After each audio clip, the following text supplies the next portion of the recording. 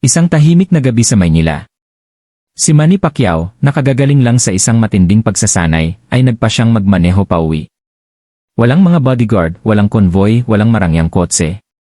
Si Manny lang na nakasakay sa isang simpleng sedan, nakasuot ng simpleng Hawaiian shirt at pawis na nakadikit pa rin sa kanyang balat. Mas gusto niya ang buhay ng ganito, mapagkumbaba, mahinhin at hindi ipinagmamalaki ang katanyagan at kayamanang kaakibat ng pagiging isang 8 Division World Champion.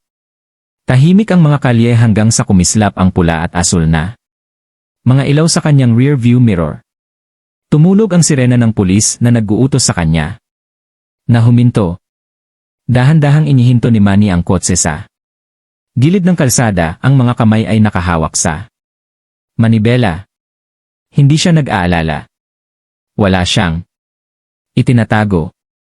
Para sa kanya, ito ay isang regular na pagsusuri lamang, ngunit hindi ito tinrato ng opisyal na lumabas ng patrol car ng ganoon. Ang pagtingin. Mabigat ang kanyang paglalakad at agresibo ang kanyang ekspresyon. Paglapit sa bintana ni Manny, sumigaw siya, lisensya at rehistro. Agad na sumunod si Manny, iniabot ang kanyang mga dokumento ng may paggalang. Heto po. Opisyal, sabi niya sa karaniwan niyang malumanay na tono. Bahagyang sumulyap ang pulis sa kanila. Bago naniningkit ang mga mata. Anong ginagawa? Morito na ganyan ang suot. Mukhang kahina-hinala kayo, kumurap si Manny. Nagulat, ngunit kalmado. Pauwi na lang ako galing sa pagsasanay. Sa halip na humupa, lalong lumala ang puot ng opisyal. Yumuko siya palapit, matalas ang boses. Nagsasanay? Ha? Sa tingin mo ba bobo ako? Ang mga taong katulad mo ay laging may dahilan. May ilang naglalakad na huminto sa bangketa at nanonood. Halata ang tensyon. Nanatiling nakikita ni Manny ang kanyang mga kamay. Ang kanyang kilos ay magalang. Ang mga taon ng disiplina sa loob ng ring ay nagturo sa kanya ng kahinahunan sa ilalim ng pressure. Gayunpaman, hindi ito ang uri ng laban na nakasanayan niya. Nakikipagtulungan ako, Ginoo, pantay na sabi ni Manny. Hindi na kailangan ng agresibo. Ngunit hindi. Nakikinig ang opisyal. Umatras siya, ang kamay ay nakapatong malapit sa kanyang holster, ang kanyang boses ay mas malakas na ngayon. Lumabas ka ng kotse. Ngayon, ang tahimik na gabi ay naging mapanganib. Nagsimulang magtipon ang mga tao. Natumba ang mga telepono at nagre-record. Wala pang nakakaalam na ang lalaking tinatrato na parang suspect ay si Manny Pacquiao, ang ipinagmamalaki ng Pilipinas. Isang buhay na alamat. At sa loob lamang ng ilang minuto, ang kayabangan ng opisyal na ito ay magbabalik sa hindi inaasahang paraan. Ngunit sa loob lamang ng ilang minuto, pagsisisihan ng opisyal na ito ang pagtutok ng kanyang armas sa maling tao. Mas lalong naging matalas ang tono ng opisyal at mas lalong nagbabanta ang kanyang galaw sa katawan. Dahan-dahang binuksan ni Manny ang pinto ng kanyang sasakyan, lumabas. Nang may kalmadong katumpakan, nakataas ang mga kamay na sapat lamang ang taas upang ipakita na wala siyang tinatago. Ang world champion na nakaharap na mga higante sa ring ay tahimik na nakatayo ngayon sa gilid ng isang madilim na kalye. Tinatrato na parang isang karaniwang kriminal. Iunat ang iyong mga braso. Alisin ang laman ng iyong mga bulsa. Tumahol ang pulis, naglalakad sa harap ni Manny na parang nakapagdesisyon na siyang may kasalanan sa isang bagay. Sumunod si Manny nang walang pagtutol. Hindi siya naroon para magsimula ng gulo. Alam niya kung gaano kabilis ang mga sitwasyong ito ay maaaring magdulot ng pag-ikot kung ang pagmamataas ay makakasagabal. Nanatiling matatag ang kanyang tinig. Opisyal, ibinigay ko na sa iyo ang aking lisensya at rehistro. Uwi na lang ako. Pakiusap, hindi. Ito ang kailangan. Ngunit ang kanyang mahinahong mga salita ay tila nagpalala lamang sa Pagkapuot ng opisyal. Huwag mo akong sabihin kung paano gagawin ang aking trabaho. Galit niyang sabi, sabay tulak pabalik sa kanya ng mga dokumento ni Manny nang hindi man lang tumingin. Mga lalaking katulad mo na lumabas ng ganitong gabi. At ganyan ang pananamit mo, wala kang ginagawa. Naamoy ko na. Sa kabilang kalye. Nagsimula nang magtipon ang mga taong nakasaksi. Ipinarada ng isang delivery driver ang kanyang motorsiklo at sumandal dito. May recording ang kamera ng telepono. Nagbulungan ang isang grupo ng mga estudyante. Nanlaki ang mga mata sa nakitang tensyonadong pagtatalo. Si Manny, na alam ang pag-usbong ng karamihan, ay nanatiling kalmado. Sumulyap siya sa paligid ng maikli na parabang pinapanatag ang mga taong nanonood na maayos siya. Bago ibinalik ang kanyang mga mata ng mahinahon sa opisyal. Lubos akong nakikipagtulungan. Ulit niya. Hindi mo ako kailangang takutin. Nakatikom ang panga ng pulis. Humakbang siya palapit, halos mapangahas. Kay Manny. Sa tingin mo ba ay mababa ang tingin mo sa akin, ha? Sa tingin mo ba ay mas mataas ka sa batas? Nabasag ang kanyang boses sa galit. Hindi. Natigilan. Si Manny. Ang kanyang mga taon ng pagsasanay ang nagpatigas sa kanya sa pananakot. Sa loob ng ring, tinitigan niya ang mga mapanganib na mandirigma sa planeta. Ang agresibong opisyal na ito ay wala. Kumpara sa mga gabing iyon sa ilalim ng nakasisilaw na mga ilaw sa arena. Ngunit alam pa rin ni Manny na hindi ito laban sa boxing. Isang maling galaw dito ay maaaring magdulot sa kanya ng mas malaking pinsala kaysa sa isang laban. Itinulak ng opisyal ang isang daliri sa dibdib ni Manny at bahagyang itinulak. Paatras siya. Napasinghap ang mga tao. Nang marinig, ilang tao ang sumigaw, relax ka, opisyal, at itigil mo na ang panggugulo sa kanya. Ngunit, hindi sila pinansin ng pulis. Lumakas ang kanyang tinig, sinusubukang igiit ang panginibabaw. Isa pa lang at sisiguraduhin kong pagsisisihan mo. Ito. Naiintindihan mo ba ako? Tiningnan ni Manny siya ng diretso sa mata, hindi nang may galit, kundi nang may tahimik na kumpiyansa ng isang lalaking alam ang sarili niyang lakas, kapwa pisikal at moral. Nirerespeto ko ang iyong posisyon, sabi niya, mahinahon ang boses, ngunit hindi natitinag. Ngunit, dapat mag-iba ang respeto. Ang nag-iisang linya na iyon ay tila nagpasiklab sa mga tao. Mabilis na kumalat ang mga bulong. Lumapit ang telepono. Paulit-ulit na inuulit ng mga manonood online ang mga salitang iyon sa loob lamang ng maikling panahon. Muli. Gayunpaman, hindi napansin ng opisyal ang bagyong nakapalibot sa kanya. Ang kanyang focus ay kay Manny lamang at sa kanyang sariling pinalaking otoridad. Umatras siya. Ang kamay ay mapanganib na kumakapit sa kanyang holster. Ang tensyon ay pumutok na parang kuryente. Natahimik ang karamihan. Pinigilan ng mga nakasaksi ang kanilang hininga, takot sa maaaring mangyari. At pagkatapos sa isang mabilis na galaw, ang kamay ng pulis ay humawak sa armas. Nakakita ka na ba ng isang taong inabuso ng otoridad? Magkomento sa ibaba kung saan mo ito pinapanood. Sa sandaling hawakan ng opisyal ang pistola. Nagbago ang paligid. Ang mga bulungan ng karamihan ay naging hinal at matinding iyak. Hinila ng mga ina palapit ang kanilang mga anak. At ang mga nakasaksi ay likas na umatras. Habang nakatutok ang kanilang mga telepono. Sa nagaganap na kaguluhan, hinila ng opisyal ang baril mula sa holster nito. Itinutok ito ng direkta sa dibdib ni Manny Pacquiao. Kumikinang ang mga ilaw sa kalye mula sa bariles ng mga armas. Ang presensya nito ngayon ay kumukuha ng atensyon ng lahat. Sa lugar. Sa lupa, sumigaw ang pulis. Nabasag ang kanyang boses, hindi ng kontrol kundi ng matinding galit at takot.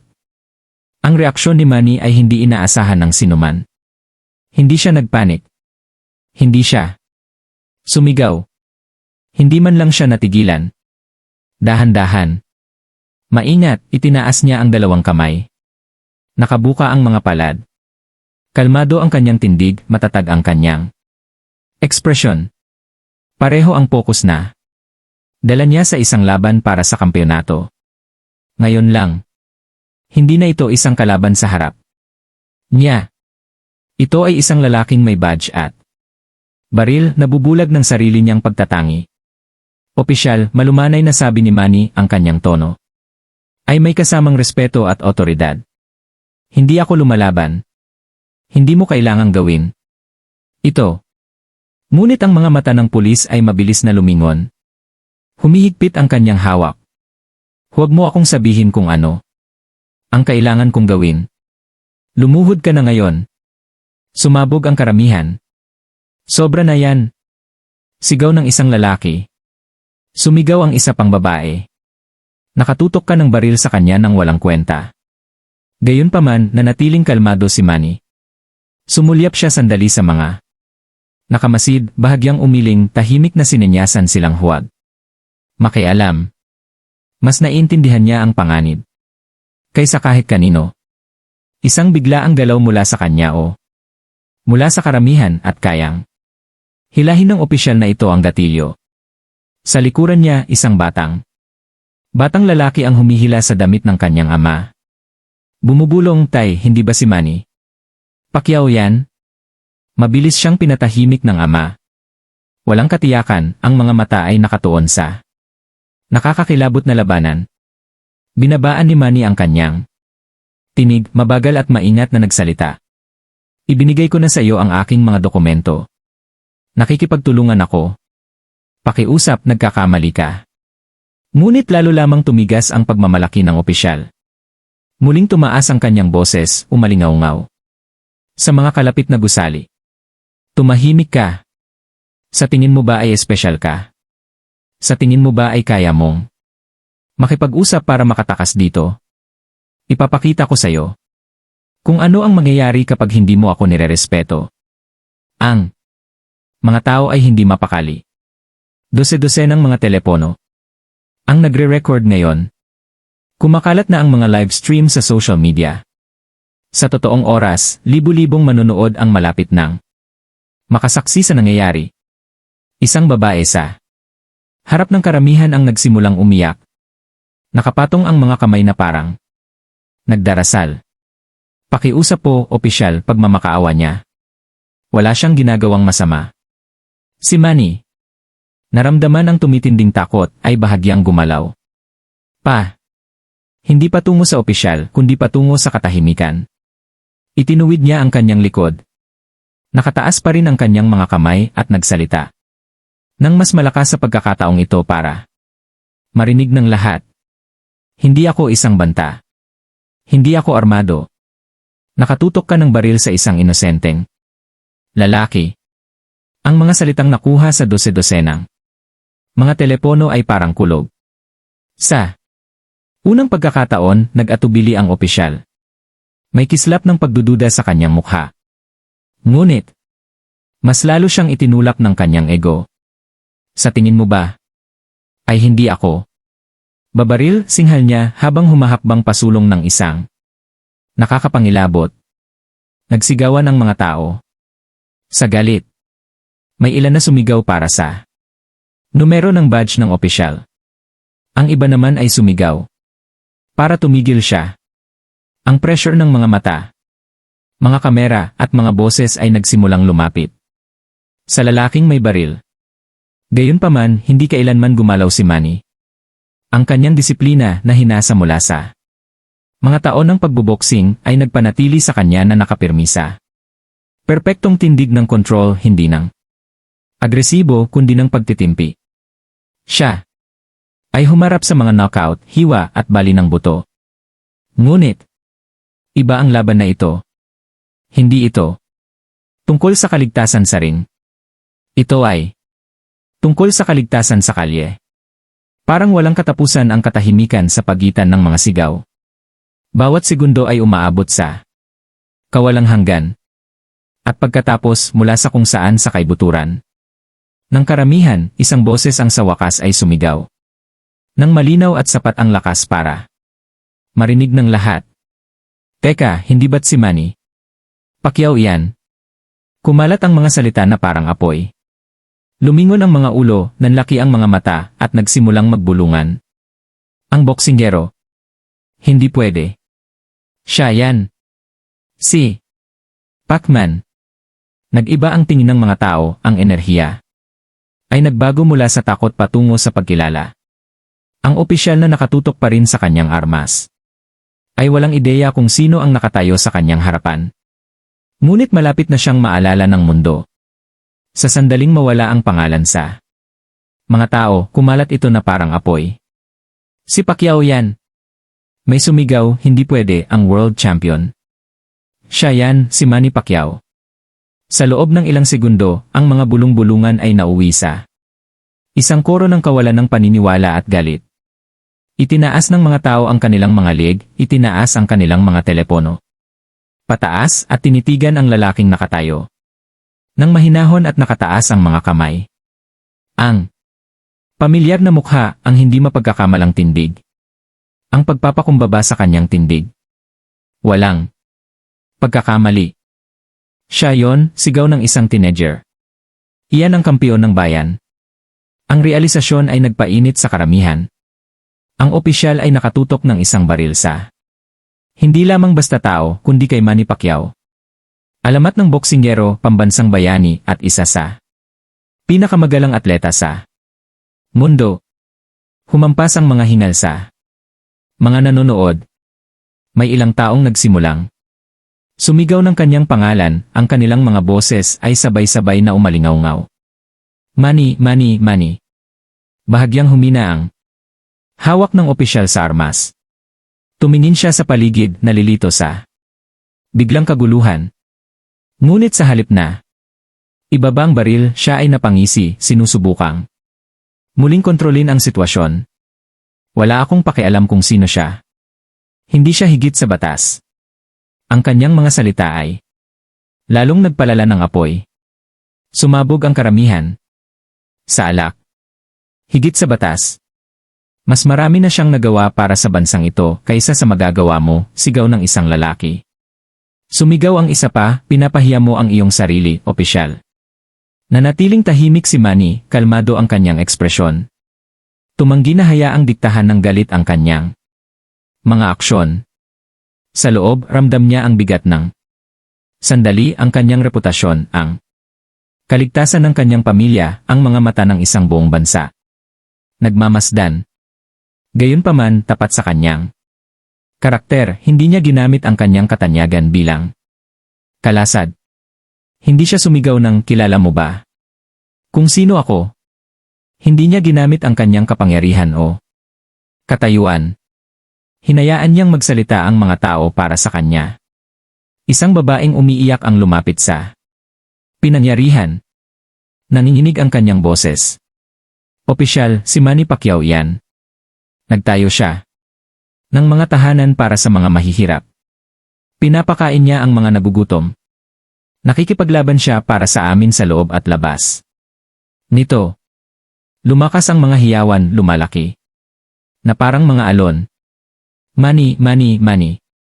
Namula ang mukha ng pulis na mumula sa pagkadismaya. Ang kanyang kamay sa kumibot ang baril, nagpapakita ng kanyang nerbiyos. Hindi na niya. Kontrolado na niya ang sitwasyon. Ang otoridad na sinubukan niyang gamitin ay nawala, napalitan ng hindi maikakailang kapangyarihan ng pagkilala. Gayunpaman, nabulag ng kanyang sariling kayabangan, nagpatuloy siya. Wala akong pakialam kung siya ang presidente. Sinusunod niya ang mga utos ko, angil niya, ang boses ay nagpapanik dahil sa pressure. Ang irony ay hindi nakaligtaan ng mga tao. Mapait na tumawa ang mga tao, tinutuya ang kanyang kamangmangan. Ipinalabas ng live ng mga telepono ang komprontasyon. At libu-libong manonood ang nag-type ng galit sa mga comment section. Hindi ba alam ng pulis na ito na tinutukan niya ng baril si Pacquiao? Nag-viral ito ngayon. Gayunpaman, tumanggi si Manny na mag-escalate. Nagsalita siya nang mahina, parang isang guro na pinapakalma ang isang magulo na estudyante. Ang respeto ay ibinibigay sa bawat opisyal, hindi lang sa akin. Ang mga salitang iyon ay nagpatahimik sa mga tao ng sandali. May bigat ang mga ito, umaalingaw sa hangin ng gabi, mas malakas kaysa sa anumang chant o protesta. Ngunit ang opisyal na nakulong ng kanyang pride ay hindi umatras. Namumula ang kanyang mga buko-buko. Sa paligid ng baril, ang kanyang mga mata ay lumilingon sa pagitan ni Manny at ng nag-ugong na mga tao.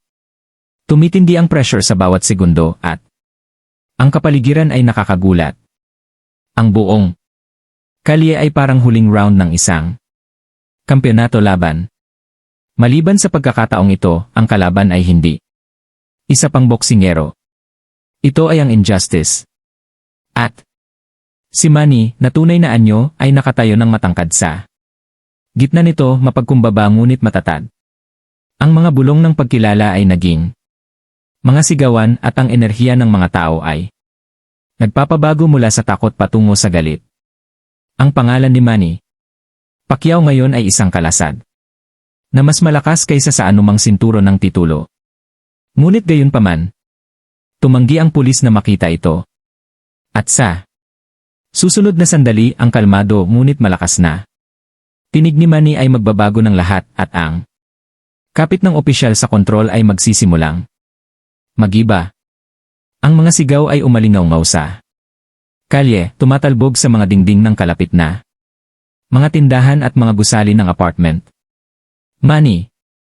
Manny! Manny! Dose-dosenang mga telepono ang itinaas, live streaming sa libo-libo. Ang mukha ng opisyal ay basang-basa ng pawis ngayon, ang kanyang kamay ay nanginginig. Habang hawak nito ang pistola, siya ay nakulong sa gitna ng isang bagyo na sarili niyang ginawa, ngunit ang kanyang pagmamataas ay pumigil sa kanya na sumuko pababa.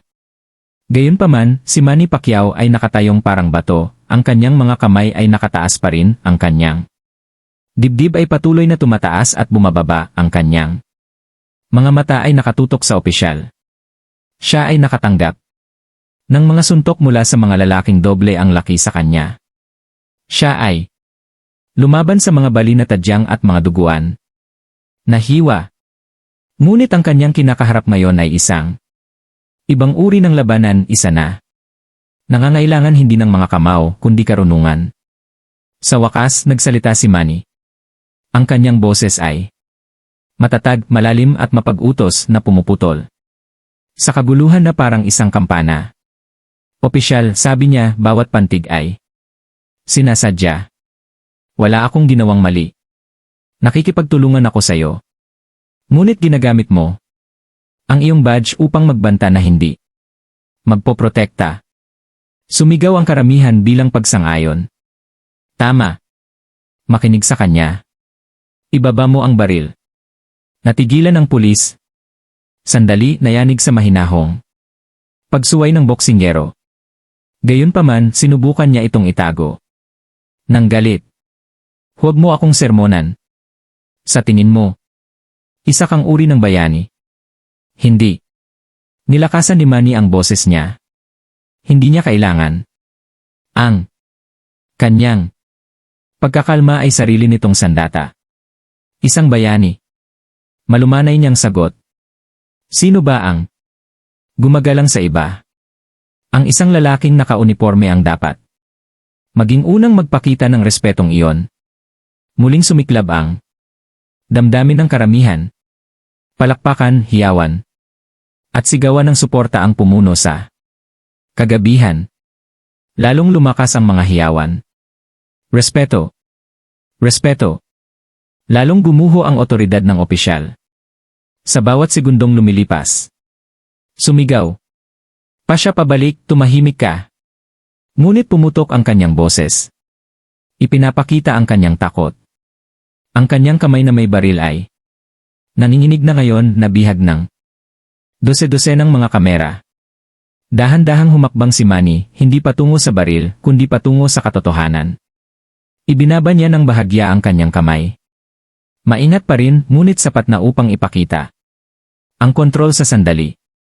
Hindi ko kailangang sabihin sa iyo kung sino ako, matatag niyang sabi.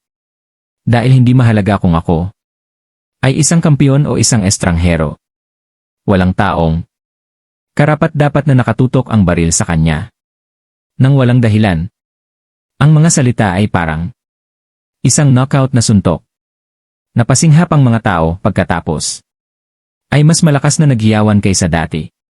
Hindi lamang nila sinusuportahan si Manny Pacquiao, ang boksingero. Sumusuporta sila sa likod ni Manny na lalaki, ang simbolo ng dignidad na naninindigan laban sa pang-aabuso. Nabasag ang kahinahunan ng opisyal. Naninikip ang kanyang mga labi.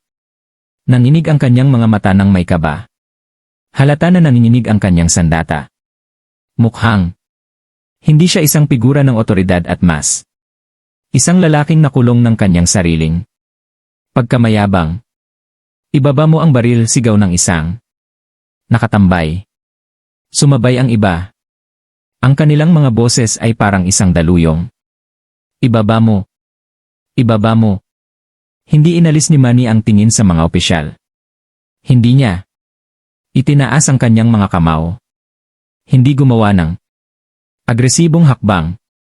Nanatili lamang siyang nakatayo sa ilalim ng matibay na presensya ng isang world champion na humarap sa takot ng hindi mabilang na beses at hindi kailanman yumuko dito. Dapat niyong protektahan ang mga taong tulad nila, sabi ni Manny habang tumatango patungo sa mga tao. Hindi sila tinatakot. Ang katahimikan na sumunod ay nakabibingi. Kahit ang mga pulis na nahihirapang huminga ay maririnig sa mga paghinto sa pagitan ng mga awit. Sa sandaling yon, nagsimulang magbago ang takbo ng sitwasyon. Ang mga tao ay hindi natakot sa mga opisyal. Ang opisyal ay takot sa mga tao at sa mahinahong lalaking nakatayo sa harap niya na ang mga salita ay mas malalim kaysa sa anumang suntok. Hindi itinaas ni Manny Pacquiao ang kanyang kamay. Gayunpaman, kakalabas lang niya ng pinakamalakas na suntok ng gabing iyon. Ang labanan ay parang walang katapusan, bawat segundo ay umaabot sa kawalang hanggan. Kalmado at matatag si Manny, nanginginig pa rin ang baril ng opisyal sa pagitan nila. Palakas ng palakas ang hiyawan at sigawan ng mga tao. Punong-puno na ngayon ng mga tao ang kalye. At mula sa malayo, muling tumunog ang mga sirena. Isa pang patrol car ang huminto, kumikislap ang mga ilaw nito sa mga dingding. Dalawa pang opisyal ang lumabas, nagmamadaling lumapit sa pinangyarihan. Opisyal Santos, tawag ng isa sa kanila. Anong nangyayari dito? Bahagya silang sinulyapan ng torpe na pulis. Backup, singhal niya. Lumalaban ang lalaking ito. Nakokontrol ko na ito. Pero kitang-kita sa boses niya ang kanyang pagkataranta. Ngunit hindi tumingin ang mga backup officer kay Santos. Nakatuon ang kanilang mga mata kay Manny. Ang kanyang pamilyar na mukha ay naliwanagan ng malupit na mga ilaw sa kalye. Ang kanyang kalmado, ngunit mapang-utos na presensya ay hindi mapagkakamalan. Teka, bulong ng isang opisyal na lalaki ang mga mata. Si Manny Pacquiao pala yon. Natigilan ang pangalawang opisyal sa kalagitnaan, hindi makapaniwalang nakaguhit sa kanyang mukha. Nagbibiro ka? Iyan ang Pacquiao, ang kampiyon ng mundo. Sumabog ang mga tao sa pagkumpirma. Siya nga. Nakatutok. Ang baril kay Manny Pacquiao. Parehong backup officer ang sumugod, ang isa ay nakataas ang mga kamay kay Santos. Ibaba na ang baril. Mukhang natigilan si Santos. Ano ang pinagsasabi mo? Siya lang ba? Kilala mo ba kung sino ang lalaking ito? Sigaw ng backup officer, nanginginig ang boses sa galit. Iyan si Senador Manny Pacquiao, ang kampiyon ng bayan. Tinutukan mo siya ng baril. Ang mga salita ay parang kulog na dumagundong sa hangin. Mas malakas. Ang dagundong ng mga tao kaysa dati, kinukuha ng mga telepono ang bawat segundo. Namutla ang mukha ni Santos na parang multo. Nanginig ang kanyang mga kamay nang hindi mapigilan. Nang tumama sa kanya ang katotohanan. Hindi lang niya binabantaan ng isang sibilyan. Nakatutok ang baril niya sa isa sa mga pinakaginagalang na atleta at pampublikong figura sa mundo. Gayunpaman, lumaban ang kanyang pagmamataas. Wala akong pakialam kung sino siya, nauutal niyang sabi. Walang nakatataas sa batas, Manny, kalmado gaya ng dati, bahagyang ibinaba ang kanyang kamay at sinabi. Sa kanyang matatag na tono. Totoo yan. Opisyal. Walang nakatataas sa batas, kahit na ang mga gumagamit nito ng mali. Sumabog ang karamihan sa hiyawan. Tama. Sabihin mo sa kanya, Manny. Sa sandaling iyon, isa sa mga backup na opisyal ang pumasok, hinawakan ang braso ni Santos. Ibigay mo sa akin ang armas ngayon. Utos niya. Hindi. Lumaban si Santos nang inibabaw ang takot. Ngunit ang isa pang opisyal ay mabilis na gumalaw sa likuran niya, inaagaw ang baril mula sa kanyang pagkakahawak. Sa isang mabilis na galaw, ang armas ay bumagsak sa bangketa. Sinipa palayo ng isa pang bota. Ang karamihan ay nagkagulo. Nanginginig ang mga telepono sa mga kamay ng mga tao. Habang sila ay sumisigaw at naghihiyawan. Ang dating kinatatakutan na opisyal ngayon ang pinipigilan. Naaresto ka. Dahil sa maling pag-ugali at pananakot sa isang sibilyan, deklara ng backup officer. Ipinihit ang mga braso ni Santos sa likod niya. At pinuputol ang mga posas. Ang pagkakita sa mayabang na pulis na nakaposas ay nagdulot ng pagkagulat ng kasiyahan sa mga tao. Mas malakas na isinigaw ng mga tao ang pangalan ni Manny kaysa dati. Ang ilan ay sumigaw ng hustisya, hustisya. Hustisya. Gayunpaman, hindi. Nagdiwang si Manny. Ibinaba na lang niya. Nang lubusan ang kanyang mga kamay, marahang pinunasan ang mga ito at tumingin ng bahagya bilang pasasalamat sa mga backup officer. Hindi pa rin nabasa ang kanyang kalmadong kilos kahit minsan. Sa buong pagsubok. Habang si Santos ay itinutulak sa likuran ng patrol car. Nag-zoom in ang mga kamera. Ang dating dominanteng opisyal na yon ay mukhang pagod, pawis na tumutulo at mga matang nalulungkot. Ang mismong karamihan na sinubukan niyang intindihin. Pinapanood na ngayon ni Midate ang kanyang pag-alis ng may kahihiyan. At sa gitna ng lahat ng ito ay nakatayo si Manny Pacquiao, ang lalaking hindi nangailangan ng mga kamao o titulo o kahit ng kanyang katanyagan para manalo sa laban na ito. Kalmado, dignidad at respeto lamang ang kanyang ginamit. Kinabukasan, ang eksena ay naging imposibleng baliwalain. Ang video ng isang nanginginig na opisyal na nakatutok ang kanyang baril kay Manny Pacquiao ay bumaha sa internet. Na-post sa Facebook, Twitter, TikTok, at mga site ng balita sa buong mundo. Milyon-milyon na ang nakapanood ng clip. Kalmadong nakatayo si Manny, nakataas ang mga kamay habang inaabuso ng isang lalaking nakauniporme ang kanyang kapangyarihan. Kumalat ang mga headline. Binulot ng baril ng pulis si Manny Pacquiao. Nahuli mula sa boxing ring hanggang sa hustisya sa kalye. Nagpakita si Pacquiao ng kalmado sa ilalim ng bala. Pinatunayan ng kampiyon ng bayan na natatalo ng dignidad ang pang-aabuso. Umaapaw ang mga seksyon ng komento sa galit at paghanga. Ito ang dahilan kung bakit siya hindi lamang isang kampiyon sa ring kundi pati na rin sa buhay. Maaari sana niyang isigaw kung sino siya. Ngunit nanatili siyang mapagkumbaba. Tapos na ang karera ng pulis na yon. At nararapat lamang. Naglabas ng pahayag ang departamento ng pulisya sa loob ng ilang oras. Kinumpirma nila na si opisyal Santos ay naaresto dahil sa maling gawain.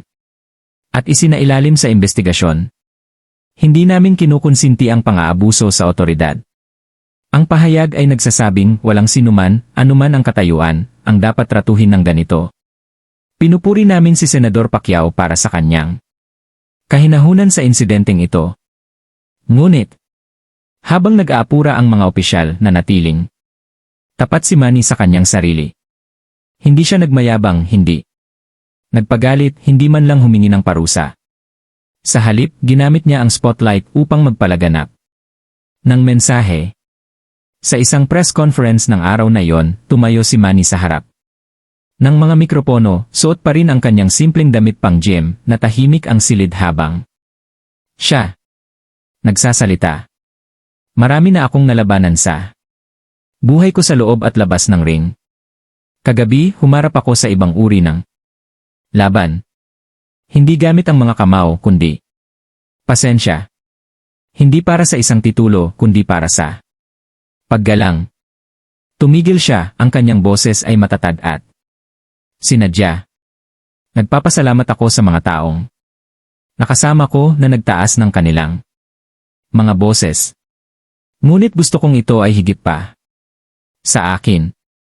Ang nangyari kagabi ay nangyayari sa marami pang iba araw-araw. Mga taong hindi kinikilala, mga taong hindi kayang ipagtanggol ang kanilang sarili. Karapat-dapat din sila. Sa dignidad, galit na sumulat ang mga reporter habang kumikislap ang mga kamera. Nagpatuloy si Manny, ang otoridad ay hindi ibinibigay upang magbanta. Ito ay ibinibigay upang maglingkod. Ang respeto ay hindi dapat nakadepende sa kung sino ka, sa kung ano ang iyong isinusuot o sa kung anong pangalan ang kilala ng mga tao. Ang respeto ay para sa lahat. Ang clip ng kanyang talumpati ay naging kasing viral ng konfrontasyon mismo. Muling naipost ito ng mga kilalang tao, atleta, at mga pinuno sa buong mundo na tinawag ang pagiging mahinahon ni Manny na isang masterclass sa dignidad. Nagpadala ng mga mensahe ng pakikiisa ang mga tagahanga mula sa iba't ibang bansa na nagpapatunay na ang kanyang impluensya ay umabot ng higit pa sa boxing. Samantala, naharap si Officer Santos sa pampublikong kahihiyan. Ang kanyang larawan na dinala palayo na nakaposas ay naging paksa ng hindi mabilang na mga meme. Habang ang ilan ay kinutya siya, itinuro ng iba ang seryosong aral. Ang kayabangan at pagtatangi ay sumira sa kanyang karera sa loob ng wala pang 1-0 minuto. Ngunit si Manny, bumalik siya sa pagsasanay kinabukasan. Walang kasama, walang spotlight, pareho lang ang disiplina, ang parehong pagpapakumbaba, ang parehong focus na nagdala sa kanya mula sa kahirapan patungo sa world champion. Para sa kanya, ang insidente ay hindi tungkol sa paghihiganti o katanyagan. Ito ay tungkol sa paggamit ng isang masakit na sandali upang bigyang liwanag ang hustisya. Ang mga taong dating natatakot sa trahedya ay naalala na ngayon ang kanyang kahinahunan. Ang kanyang mga salitang, ang respeto ay dapat magdulot ng parehong pamumuno, ay naging isang sigaw online. Ang mga poster, hashtag, at maging ang mga mural ay lumitaw kasama ang mga mismong salitang iyon. Tapos na ang laban. Nanalo si Manny hindi gamit ang kanyang mga kamao, kundi sa kanyang pagkatao. Kung naniniwala kang ang respeto at hustisya ay nasa lahat, ay type ang hustisya sa mga komento at mag-subscribe para sa mas makapangyarihang mga kwento ng katapangan at dignidad.